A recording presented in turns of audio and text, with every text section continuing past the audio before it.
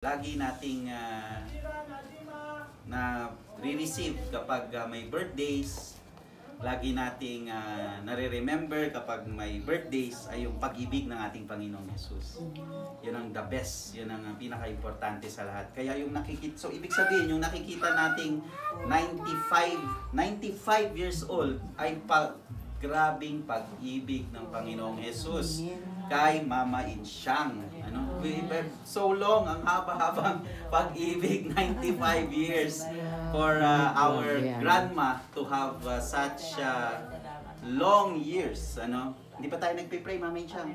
Nagpipray siya. Nagpipray siya. Sige, okay lang siya mag-pray. So, grabe ang pag-ibig ng Diyos. Ang sabi niya nga sa Philippians chapter 4 verse 13, I can do all things, sabi ni Apostol Pablo. We can do all things to Christ who strengthen us.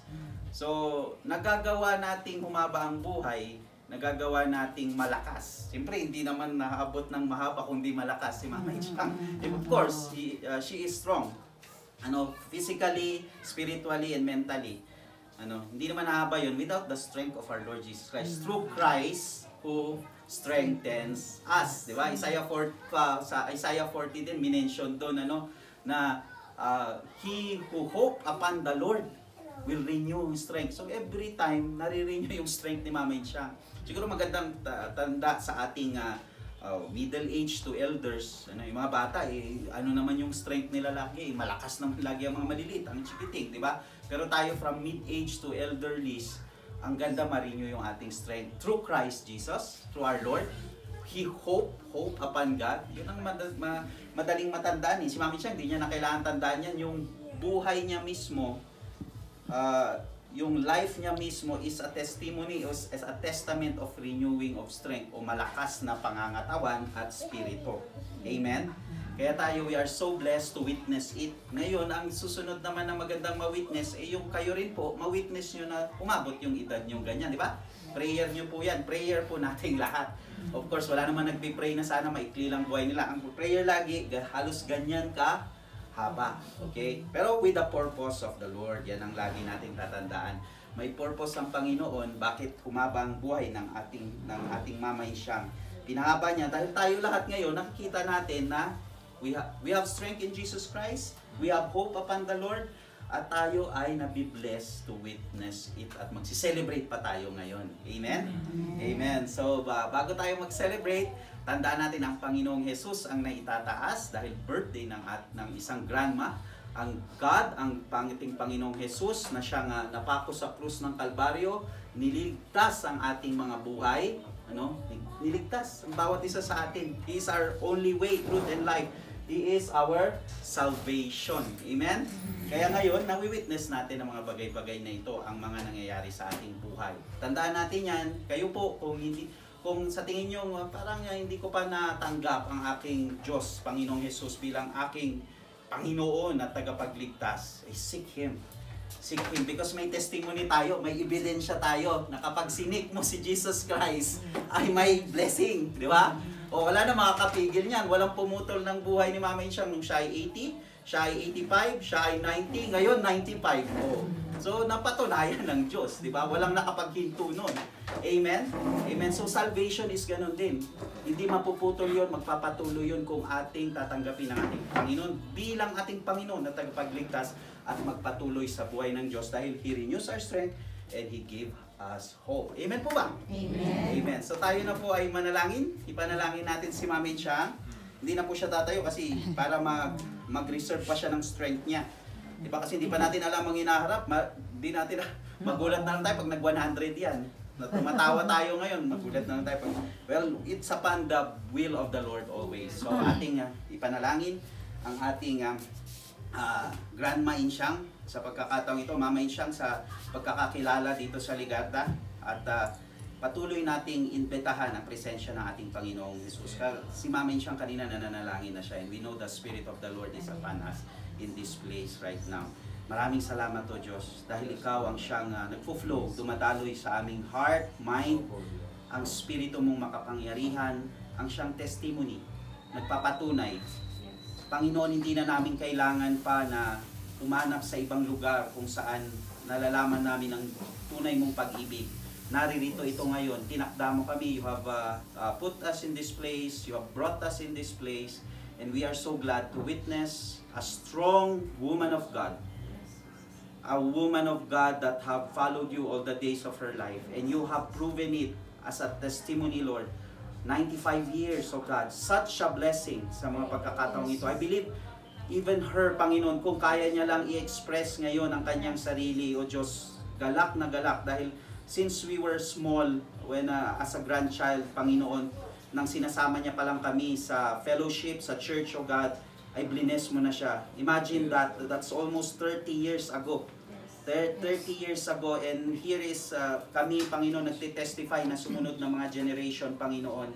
At tinayo mo rin kami, Panginoon, sa church. Tinayo mo kami in the name of our Lord Jesus Christ. At pinakita mo, Panginoon, na tunay na you are faithful to our grandma Insyang, to Mama Insyang, Panginoon. At saka lahat ng kanyang kamag-anakan na naririto ngayon, lahat ng mga bumisita, men and women of God, lahat ng loved ones, Panginoon, na naririto, Diyos, nagpo-flow yon, Panginoon. We know, Lord, hindi lamang ito simpleng or natutuwa kaming may isang mahabang buhay na Mama Insyang, ngunit natutuwa kami, nagagalak kami, Panginoon, na nagpo-flow yon sa kamag-anakan, sa loved ones, maging ang brothers and sisters in Christ na naririto. That's why we are so grateful, Lord.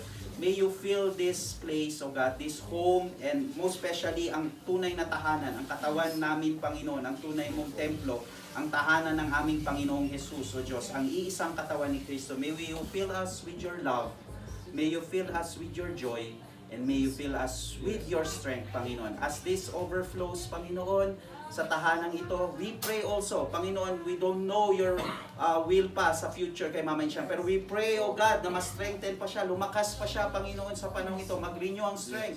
Dahil nasa iyo, Panginoong Jesus, ang kalakasan. Nasa iyo, O Diyos, ang mahabang buhay, ang tunay na celebration ng birthday, O God. Kaya it is not just a happy birthday, but a blessed happy birthday, Panginoon. A blessed renewing of strength. A blessed, Panginoon, name in the name of our Lord Jesus Christ. A blessed home na naririto, Panginoon. A blessed loved ones. A blessed elderlies na mga naririto.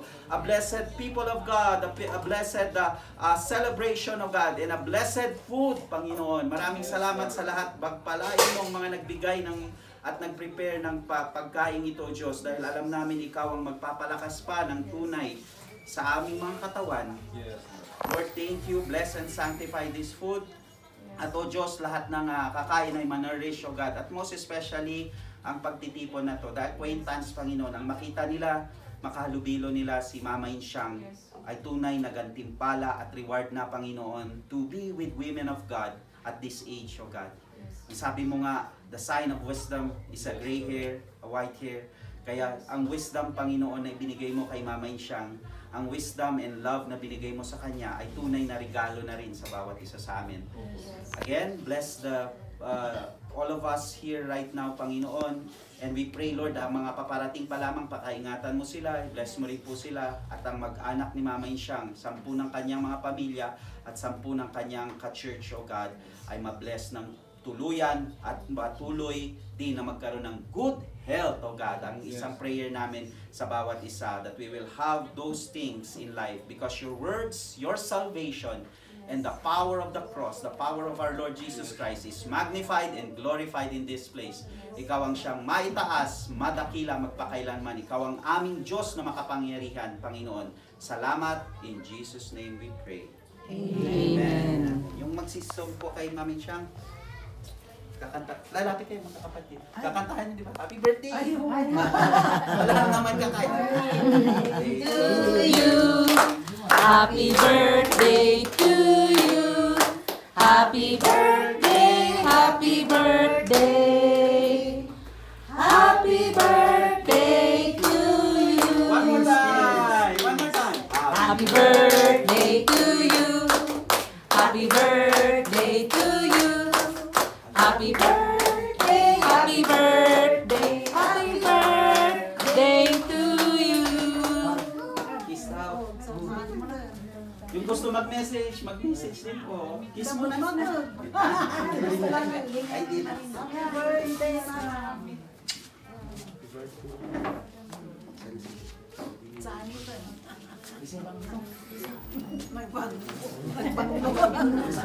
Nagdelikado pa lang. May isang tama. Apa.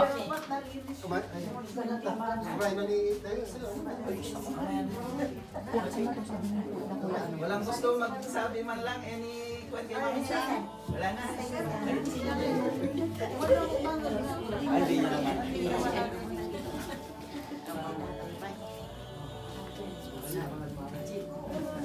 Happy 95 birthday!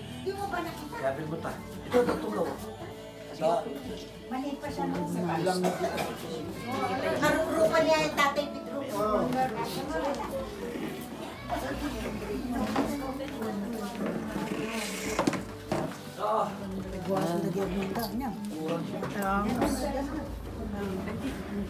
Wow, cake!